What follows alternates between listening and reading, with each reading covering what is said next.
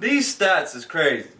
So, read off them stats. Is Chuck Daly used 0 timeouts in the Dream Team's 8 games during the '92 Summer Olympics. That's the craziest stat. Not one. He didn't use 1 timeout the entire whole Olympics? The whole Olympics, not 1 timeout. Like, it wasn't one time where a team went on an 8-0 run and it was like, you know what, let's just call it. Not where they was worried. Yeah, but it said not even for nothing. Like, right. It was 0 timeouts. Like, that's one of the craziest There's stats. 25 stats. Alright, so this is the top 5. Number 2, the Dream Team shot 57.8% from the field in the '92 Olympics, and their opponent shot 36%. 58% from the field. Yeah. And they held the team to 36%. So they were shooting very efficiently and playing great. Like, it wasn't one or the other where they was just outscoring. Like, they was just scoring more than other teams, and they wasn't really caring about defense. They were scoring and locking up. Like, that's crazy. It was really a dream. I remember what they was doing to Tony Kukoc. They did him bad. They did him real bad. Just because the GM wanted him so bad. Yeah. They ain't want to pay Scottie Pippen. They like, why is you worrying about him over in Croatia and we over here winning championships? Winning championships, right. Yeah. Number 3, Barkley shot 71% from the field and 87% from downtown. 87. Oh yeah, I heard that. They said Charles Barkley played the best. He was the best player on that Dream Team. And they say he was having the most fun too. Like, if you went out there and you was in Barcelona during that time, you was seeing Charles Barkley in the crowds, and Larry Bird was probably the one trying to go through the back tunnels, and but Charles Barkley was outside. Like, he was out there trying to be in front of everybody. Number 4, the Dream Team averaged 117 points per game while allowing 73 points per game. That's crazy. The average margin of victory for the Dream Team was 43.8 points. They averaged to beat you by 44 points. And their closest game, the last one? The closest game during the Olympics, they won by 32. The closest game, y'all. The closest one. And that was in the gold medal game. The closest game that they had was a 32-point game victory. Over Croatia. That was Kukoc. That's crazy. That's 117 to 85. Team like Kyrie and KD. Or the Lake Show with King James and AD. Wish I could match him up with the bad boys from the 80s. But no black and white, I need that in HD. HenDawgz.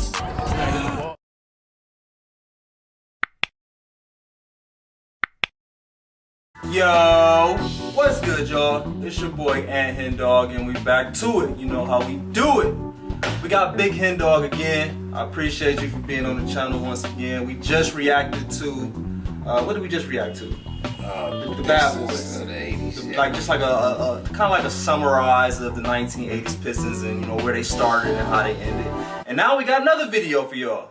We're gonna go into the Dream Team a little bit. And this video is who was the best player on the Dream Team. But it's perfect because we ended the last one kind of talking about why Isaiah wasn't on that team. Because Isaiah was your favorite player. Yeah, he would have been the 3rd best player on that team. The 3rd best player. 3rd or 4th best player on the team. But because of Michael Jordan, he wasn't on the team at all. And I think it had a lot to do with him walking off the court. He should have did that. That's definitely part. Hey, I'm gonna be devil's advocate. You don't do that. You gotta give respect, man. Yeah, I understand that, but that's why I say you shouldn't interview him right after the game because emotions high. Yeah, that's true. They didn't want to shake their hand. Y'all won, but we gonna. And nobody's perfect, right? Right. He can acknowledge that he messed up, but that don't mean you just get left off the team because of it.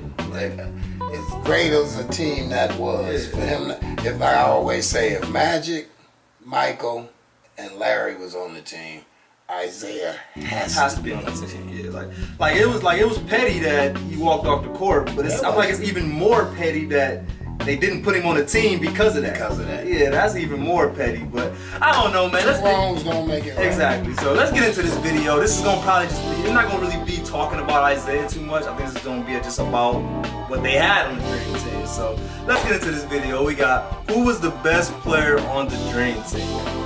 Let's get it. Karl Malone, Magic, Jordan.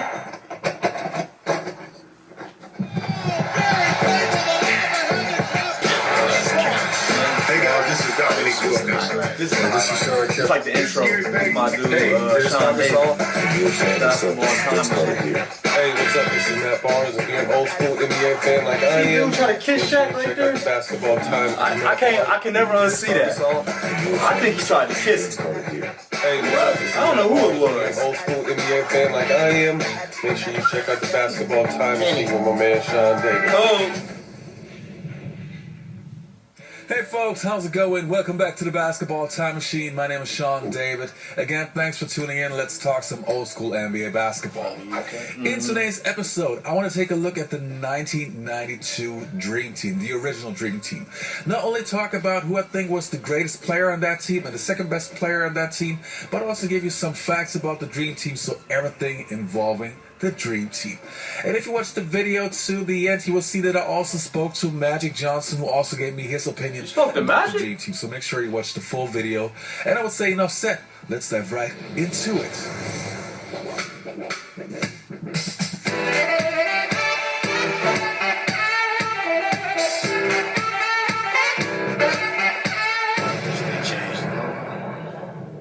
Yeah, change the code. I think y'all done talked about that. Change the So when we code. started, I would say let's take a look at how the team actually became. Before we get into it, yeah, my dad just asked me a good question.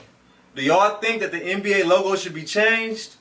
I mean, I feel like it's about time. What, the logo been Jerry West for what, 50 years, 40 years? At least 50. Yeah, I mean, it's not taking nothing away from Jerry West. I mean, he was a great player and all, but some stuff gotta come to an end. But if it ain't broke, do you try to fix it? That's true. That's true. I don't know. I'm kind of going both ways with it because I'm a Kobe guy, so of course I'm gonna say like, yeah, just change the Kobe, like change the Kobe. But also at the same time, I was just in Vegas for the summer league, and I saw Jerry West, and seeing him courtside, and right here, and then looking up and just seeing all these different NBA signs, Logos. it was amazing. It was crazy. So like, I can't be mad at the NBA for not changing it because that's super dope. That's super cool. But y'all let me know in the comments right now. Do y'all think that eventually, or even right now, that they should change the NBA logo?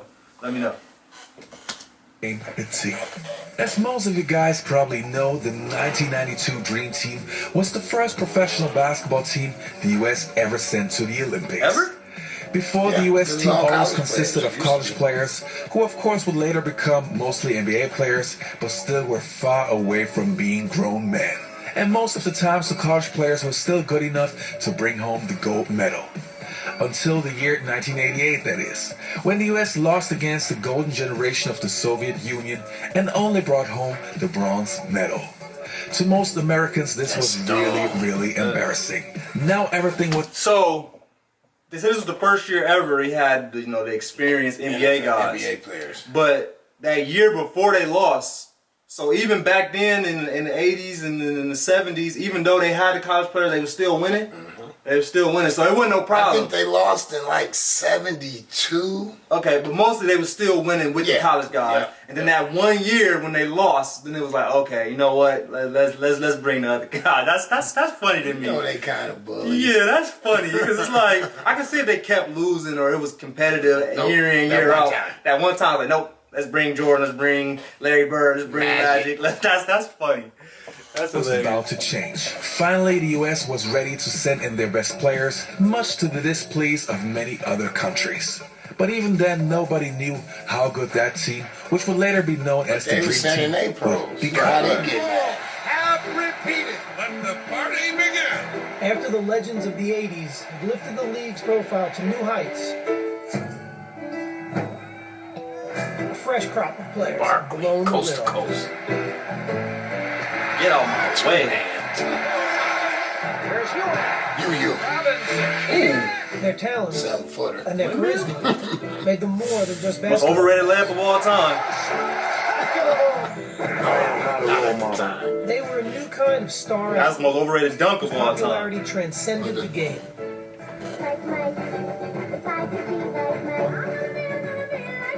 Is it the shoes? No, Mom. And now the very best of them awaited their brightest showcase, the world's largest athletic stage, the Olympic Games in Barcelona, Spain.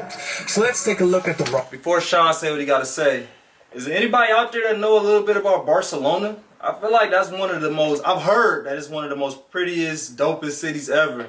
But somebody give me a little bit more information on Barcelona, and is it worth it to go out there and visit it or something? Because actually, Nigel Hayes, shout out to Nigel, he's playing in Barcelona. Oh, is he? Yeah, he's been a couple times like, bro, you need to come out here. It's just a super beautiful place. So I know it is. let me know a little bit of Spain. a little bit of background on Barcelona. And you know, what would I do if I went out there? Would it be fun for me? Let me know.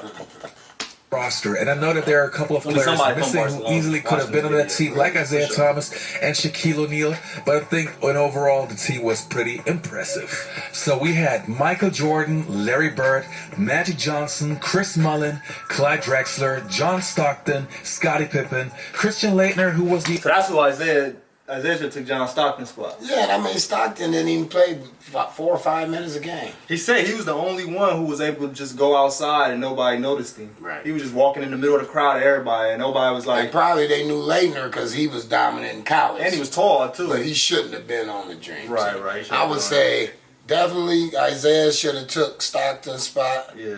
And for Laettner's spot, I say personally it should have been Shaq or Chris Webber.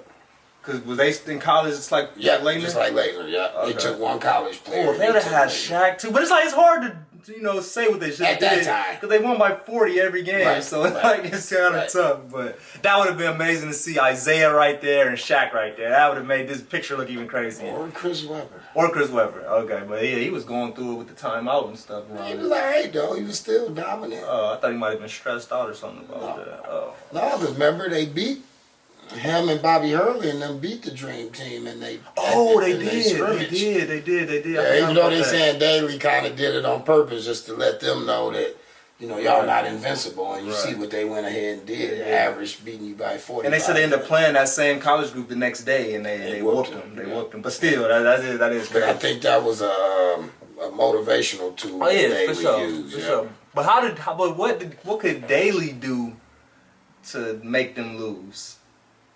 What you mean? And They say he did it on purpose. Like, what did he do? I just think it was because a bunch of superstars. You know, he had to get them to play together. Right. But I'm saying, what could Daly had done to make the young kid was just like not really subbing them? Like, I don't know what Daly could have did. 'Cause I heard that too. They was like Daly kind of set it up a little bit. So maybe he just didn't put in no plays or something, like and just go out there and just play. But like, yeah, what did Daly do to be like, yo, not now? Look, But that team was good. yeah, they was. You know that the college team. The college team, yeah, they yeah. were good. So yeah, let me know in the comments, what did Daly do to kind of set this team up to, you know, kind of in a way fail against that college team at first, and then they kind of turn it around after that. Tried to make them be selfless. 'Cause, you know, there was a bunch of superstars, and they probably trying to. Probably hit them up last minute, like, hey, we scrimmaging tonight, like, pull up. And then that's probably how it was or something. But I don't know. Let me know in the comments what y'all think about that. the only college player on the team, Patrick Ewing, David Robinson, Karl Malone, and Charles Barkley. So who of these superstars was the best player? Well, it is very important to repeat that we are not talking about who was the best player in general, but who was the best player at that time in 1992. Okay, so let's address the elephant in the room. Jordan obviously was in his prime and by far the best player on that team. Not only did he win a championship for the second time, but also in 1992, he was in a league of his own. If you talk to anyone on the team, he would confirm what I'm saying right now. So let's hear what Magic Johnson told me when I spoke to him recently. David, what's up? Hey Magic, how you doing, sir? I'm doing good. Good, That's when the good. Now, I know torch you was don't have passed. much time, so I'll come right to my first question. I was always curious about, with the 1992 Dream Team, who to you, in your opinion, was the best player on that team, and why? Well, we knew Michael Jordan was the best. No question about it. Michael was definitely the best. It was his league at that time. Barkley probably had the best. He even told Larry Bird and I when the Dream Team was over, he said, listen, it's a new sheriff in town. And we both had to agree. He was right. So this one probably was not a big surprise to anyone. But let's talk about who was the second best player. And I can guarantee you, if you haven't seen the games back in the days, this might be a big surprise to you. Was it Clyde Drexler, who many considered to be the Michael Jordan of the Western Conference? Or was it David Robinson, who was close to become a true NBA superstar? No, man. it was Sir Charles Barkley. Sir Charles? Michael Jordan was the best, no question about it. And then Charles Barkley had a great run. Charles Barkley had an incredible dream team, Olympic series. Every single game he dominated with Michael. I want to go back to 1992, the Dream Team. That you were considered the leader, the MVP, and the anchor of that team. Chuck Daly said Barkley brought the most intensity and fire each and every day, each and every game. And even Magic said Charles Barkley was the MVP. You were the second best player on that. Hell yeah. You were the second best player. Go back and look. Go back. Can I get to my point then? Go ahead, please. My point is this. With that being said, Mike got the notoriety, Bird got the notoriety, and Magic got the notoriety. Did you feel some type of way? No, I'm gonna tell you why, Fred. Number one. Okay, let me tell you something else. Chuck Daly said to me, he said, Charles, can I talk to you a second? I said, yeah, Chuck, anything. He said, you're the second best basketball player in the world. I said, who's better than me? He says, that motherfucker right there. I said, you're right about that. I says, but thank you. And I've said it many times, that's the best compliment I've ever gotten from somebody. I said, I actually agree with you. You know, in preparation for the video, I took the time to look at almost every single game of the 1992 Olympics involving the U.S. team, and I gotta say, Charles Barkley was incredible. And it just shows how good he was if he really put his mind and soul into it. I think nowadays many people overlook how great he was because he's that entertaining person on NBA TV, but if you really give credit to Charles Barkley, you have to give credit to Charles Barkley, because this guy, in his prime, was definitely not only one of the best players of all time, but he actually makes my top 25 list of all time. Yeah, because in the finals against the Bulls, when Phoenix went, I think Barkley hit 56 on him one game. 56 in the finals? In the finals. Against Jordan? I didn't know that. That's crazy. I remember correctly. 56 in the finals? Somebody fact check that. Charles Barkley is their worst nightmare. How about Bad Dog? Charles split the defender. I played a high level of intensity. Really high. And Charles just in ecstasy. Charles Barkley. Oh, nobody liked Bill Laimbeer. While wreaking havoc on the hardwood. He got hurt. That's crazy. And he plays with you mentally. He'll hit you and look at you crazy and make you wonder what he's thinking. Give me that. He's an extraordinary talent, but he's just kind of crazy. It took a while to get used to him. But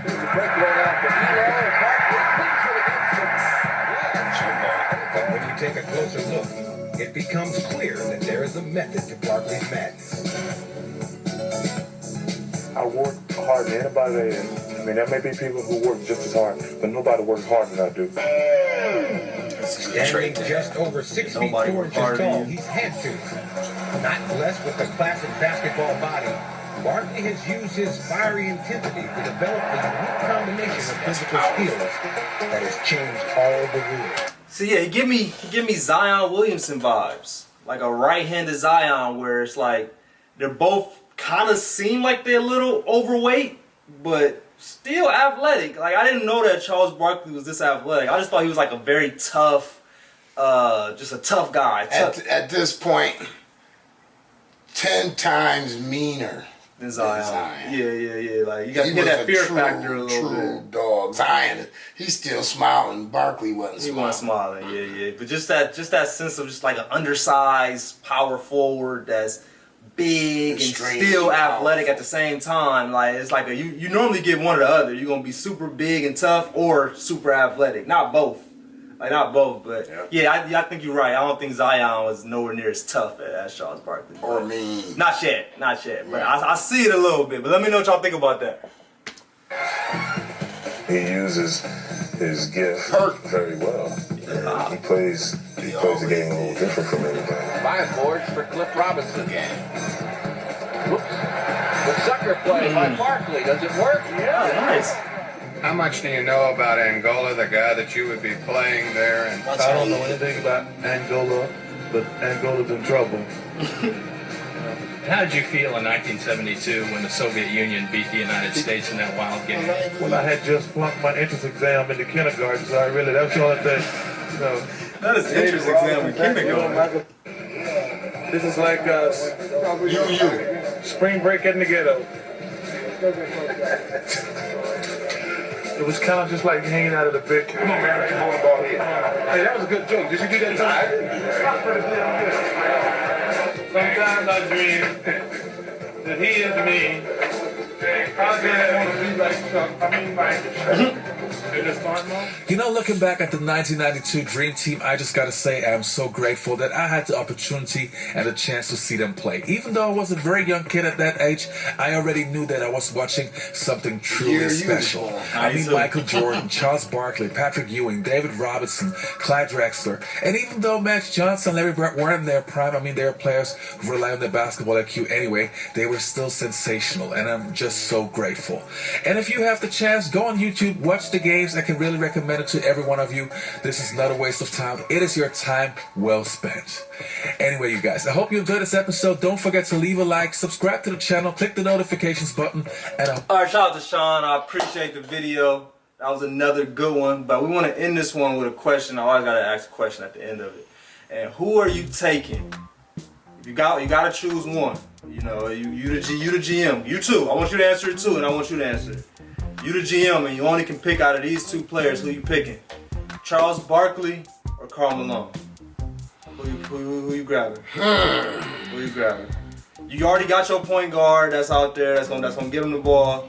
So which That's tough. That's tough, but I'm going to give the edge to. If I was the GM, I'm probably going to take. I think Barkley was the better player. Barkley? Okay. I'll probably pick Barkley too. I just like it. You know Karl Malone was bigger. Yeah, but Karl Malone wasn't grabbing the ball off fast breaks and going like Charles Barkley. Definitely not. Yeah, he wasn't doing that. He had the great John Stockton getting right. Even though they helped each other. Right, he's second all time in points, and John Stockton is first all time in assists. So they work hand in hand. Right. But I appreciate y'all for watching this video. Make sure y'all subscribe to the channel if y'all haven't already. Make sure y'all like this video. If y'all like this video, go ahead and write something in the comments. Let me know what other videos y'all want me to react to. But I appreciate y'all like always. We got one more video we're gonna do before we go work out.